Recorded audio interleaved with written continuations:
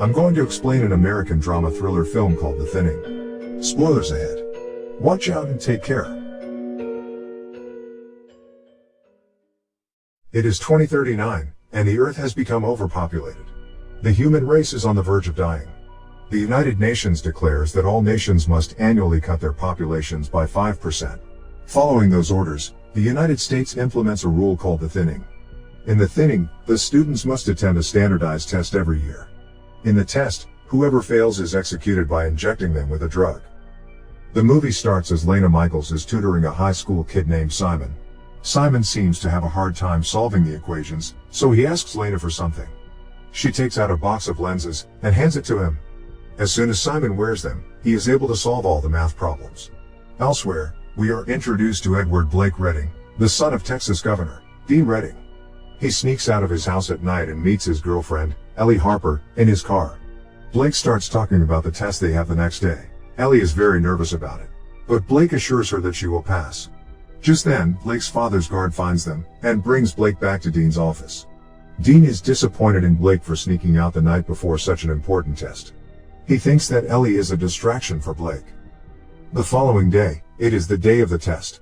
Many students lined up outside the school. They have to go through an intense security check before entering.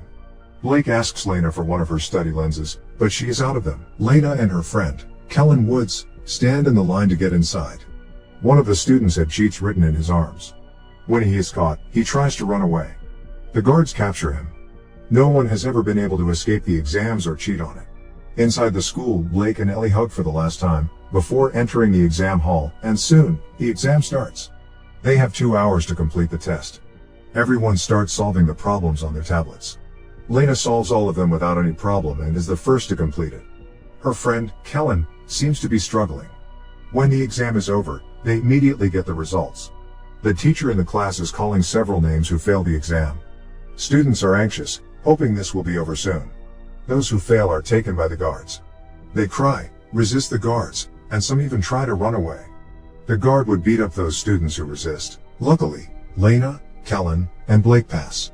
However, at the last moment, Blake's girlfriend, Ellie, is called by the teacher, so the guards take her away. He quickly calls his father and asks him to help Ellie. However, his father doesn't agree, saying that the law is the same for everyone. Frustrated, he runs to save her himself. He attacks the guards and asks Ellie to run away, but to no avail. No one would be able to escape. Blake keeps trying to help Ellie, but there is nothing else he could do. It is now a year later, and 24 hours before the thinning test starts. It is Lena's little sister Corinne's very first thinning test. The doorbell rings. It is Lena's teacher, Ms. Birch, who has been taking care of Lena and Corinne like her own children since their mother's death. She tries to calm Lena down, because tomorrow is Corinne's first test and Lena worries about her sister, but she assures them that everything will be fine. Meanwhile, Blake records a video in his room. He intends to write all wrong answers in the test to teach his father a lesson. Cut to the day of the test. Lena drops Corinne to her kindergarten.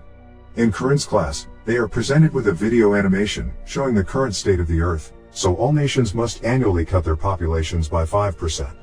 Some countries implemented rules like allowing couples to have only one child, while others executed the older generation. In America, however, the government decided to keep only the smartest ones and execute the others. These children are no exception. The children's test then starts. Their teacher is saddened because some of the children are going to be executed. Thankfully, Corinne passes the test. Lena and Kellen enter the school for their test as well. The test starts and finishes in no time. Meanwhile, Governor Dean finds Blake's recording and is agitated. He calls the test manager, Mason King, and orders him to pass Blake regardless of his score. Mason switches his score with Lena, making Lena fail. The test results are in, but to everyone's surprise, Lena's name is called too. She has failed the test. Ms. Birch stops the guard as they take her, claiming that she is her best student and there must be something wrong with the system. However, the results are final and cannot be changed. She hands Lena a key card so she can unlock the doors and escape. Blake is surprised to not have failed. The students who pass arrive at a school party to celebrate their results. Elsewhere, Dean is giving a speech as the governor to declare his presidency for the President of the United States. He boasts about their education system. As a result of their system, they managed to be the best in education among 196 countries, The crime rate is decreasing by 26%. Blake listens to his father's speech while at the party, then sneaks out of it. He sneaks into the hallway and beats one of the guards. He then goes into the control room. Meanwhile, Lena and the students who have failed are taken into a room and put against a wall. They are forced to remove all of their clothing for decontamination. Then, Lena and the others are taken to a room where the guards are about to execute them by lethal injection. Suddenly, Blake cuts the electricity off, making the whole school go dark. Taking this chance, the students who are about to be executed free themselves and try to run away. But none of them succeeds, except for Lena. She uses the keycard her teacher had given her and gets out of the room. Soon after, Mason comes to the room and asks for a head count. They find out that Lena is missing and start looking for her. Blake finds Lena and helps her fighting one of the guards. While talking, they realize that something was done to Blake and Lena's results. They both enter into a vent and hide. They follow the network cables to go to the server room where they can look at the results through the computer. Meanwhile, the school is still in complete lockdown due to the power failure. The news gets outside and is being broadcasted all over the state. The parents outside are getting concerned. Governor Dean calls Mason to ask him about the situation. Meanwhile, the vents below Blake breaks, making him fall into the swimming pool below. Lena jumps after him. She brings him out of the water, but he is not breathing. Lena gives him CPR and somehow manages to save him. Blake and Lena change to some clothes they find in the pool's lockers. They then continue to go through the vents and reach the server room, but a guard stands in front of the door. Moreover, Lena's keycard falls down the vent in front of the guard. He doesn't notice the card, but now she has to get it back somehow. Her plan is to go to the science lab and join a string with a magnet to fish the key through the vent, so they head down to the lab to retrieve the equipment needed. However, in the lab, they make a slight noise causing the guard to approach the lab. They quickly try to escape. Lena manages to get back to the vents, but Blake is stuck hiding in the lab. Lena moves through it to fish the keys. She successfully manages to get it up halfway, when suddenly, a guard catches it. But it turns out that it is Blake disguising as the guard.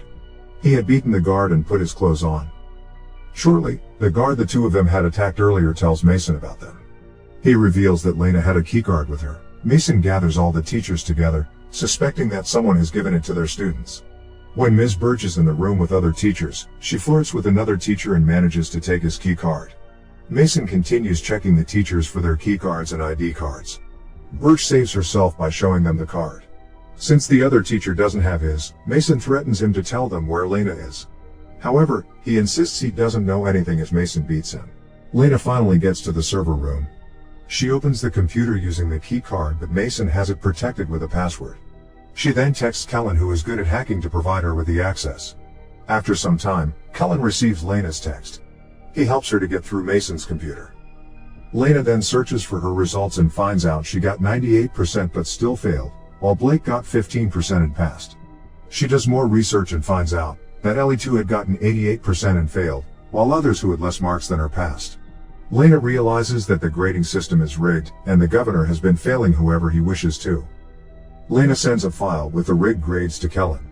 But soon, the power is back on, and Mason sees that she is in the server room. Lena realizes this and runs out. However, Mason catches her almost immediately. Blake, on the other hand, is still in disguise. He is with the students who have failed.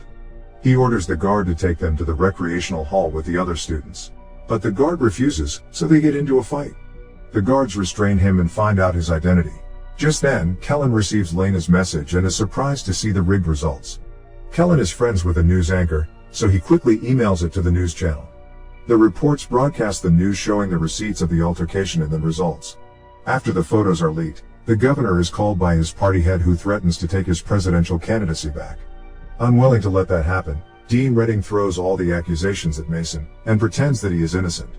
He tries to prove this, so he has no choice but to execute all of those who actually failed, including his own son, Blake. At the school, Mason and the guards take Lena to the thinning room to execute her and the others. Blake is there too. Mason calls Dean to ask him if they should proceed to execute the students. But Dean tells him to stop. He wants the students who have actually failed to be executed, including his own son. The guards free Lena and other students who have actually passed the test. Lena kisses Blake, but the guards take him and the rest who have failed. They execute them by injecting them with a drug. As the lockdown ends, Lena is reunited with her younger sister, Corinne, and Miss Birch. Cut to a few hours later, we see the bodies of the executed students being taken underground in an elevator. The students start to move, revealing that the drug they were injected to be a sleeping drug. They stop when they reach a factory-like place. It is filled with goods being produced by the tech company Ashuru Global. Many people work in the factory. Just then, Blake is surprised to notice that one of them is actually Ellie, his girlfriend. This indicates that the students who are supposed to be executed are actually brought underground to work as slaves for a multi-million company. This was all planned by the government as a strategy to get free labor.